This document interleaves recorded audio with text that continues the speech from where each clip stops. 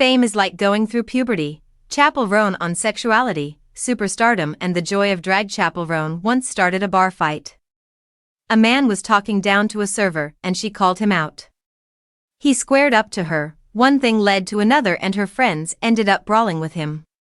If you're an asshole, I'm gonna be like, yo, fuck off. You don't get to talk to her like that, she says, I'm confrontational. Confrontational and mega famous pop star make for an uneasy combo, for her publicist, at least. But in recent months, as Missouri-born Roan has shot from jobbing musician to A-lister thanks to the rise of her single Good Luck, Babe. And her drag-inspired aesthetic, the 26-year-old has spoken out about everything from famous person problems, abusive fans and photographers, to Palestine and LGBTQ+ rights. Coupled with her dazzlingly fun and flamboyant songs and the fervent fan community she has created, you have the year's biggest and most uncompromising new pop star. The Roan effect was evident hours before the doors of Manchester Academy opened last Friday. The drab grey main road transformed into a catwalk by a rainbow of characters awaiting the massively oversubscribed first night of Roan's UK tour. Fans started queuing at 9 a.m. Once she came on, the atmosphere turned feral. This is a place where you belong no matter what, Roan shouted. It has taken weeks to pin down Roan. In Manchester, she was too fried to talk after performing 2 days before at the MTV VMAs in New York, where she won Best New Artist. Weeks of rehearsals, travel and social media controversies have kept us apart, and I get the impression that her team are prioritizing the precarious balance between work and self-care. When we finally connect, it's Sunday afternoon, 4 days post-VMAs. Roan is in Glasgow, sipping a coffee. I met a Highland cow, she smiles.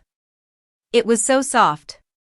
Aside from her loose, long red hair, Roan cuts a pale figure on my computer screen. Her simple grey top is a world away from elaborate stage attire that has seen her dress as a wrestler, Lady Liberty, and more.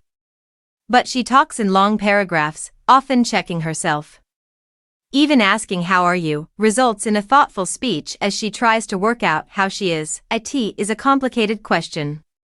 Roan released her debut album, The Rise and Fall of a Midwest Princess, last September, to appreciation from an intense online fandom. The non-album track Good Luck, Babe arrived in April, when Roan had about 1 million monthly Spotify listeners. Now she has 45 million. Thanks to word of mouth and footage of her wild live performances luring curious crowds to her recent U.S. festival sets. At Lollapalooza in Chicago last month, she broke attendance records. This week, Roan had 6 songs in the U.S. Hot 100 and 3 in the UK Top 40, including seductive cheerleader chant Hot to Go and absurdist Come On Red Wine Supernova.